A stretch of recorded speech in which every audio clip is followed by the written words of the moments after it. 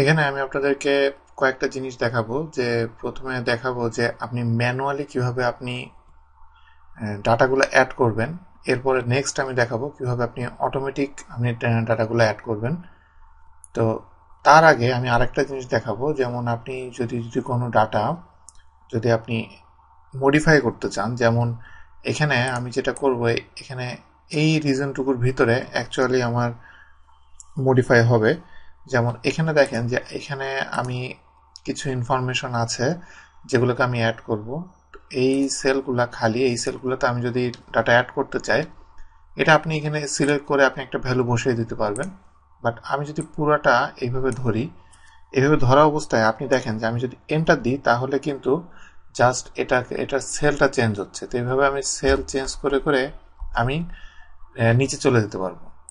তো আমি পুরোটা সিলেক্ট করলাম, করে এভাবে এন্টার এন্টার এন্টার এন্টার দিয়ে আমি এখানে একটা ভ্যালু দিলাম এবং এরপরে আমি আরেকটা ভ্যালু দিলাম।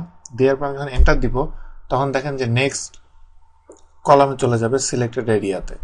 এখানে আমার অ্যাড করার কিছু নাই। এরপরে এখান থেকে আমি আবার তারপরের যে সেলটা সেই সেল এখানে চলে যাব।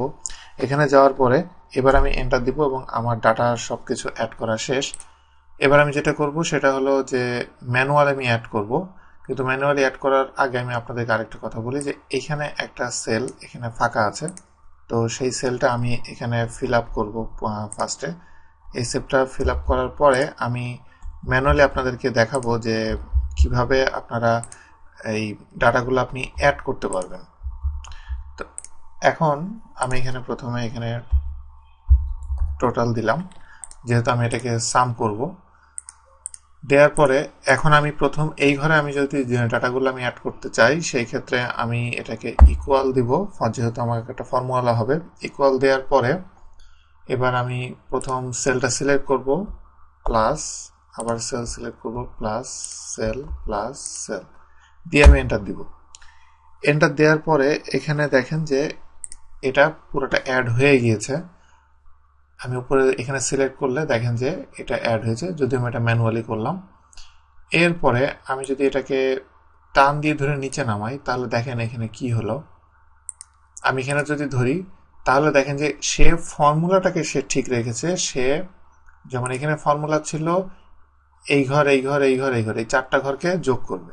পরেরটাই যে সে এই কলামগুলো সে ঠিক রেখেছে, জাস্ট একটা রো নিচে নেমে গেছে কারণ এটা পরের রোতে চলে এসেছে।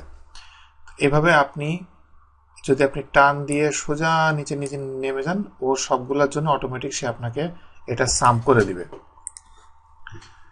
যে আপনি এখান থেকে দেখতে পাচ্ছেন যে ও এটা কি করেছে।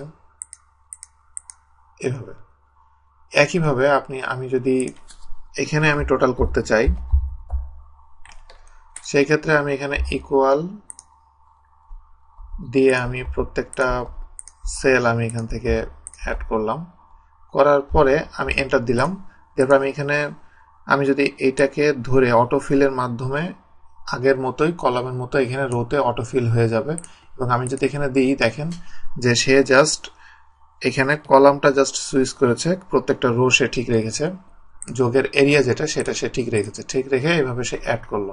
তো এভাবে আপনি ম্যানুয়ালি আপনি ডাটাগুলো অ্যাড করতে পারবেন।